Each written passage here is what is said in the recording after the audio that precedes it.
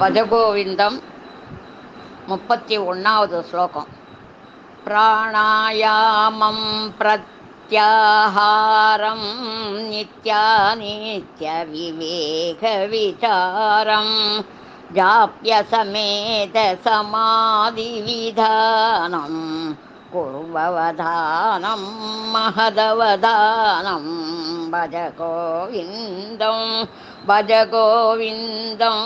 गोविन्दं भज मूढमते. பிராணாயாமம் என்றால் சரியான முறையில் மூச்சை இழுத்து பிடிக்கும் பயிற்சி. பிரத்யாகாரம் என்றால் அடங்கா குதிரைகளான புலன்களை அடக்கி இழுத்து பிடித்தல். இதில் வெற்றி கிடைத்தால் அதுவே ஆனந்தம்.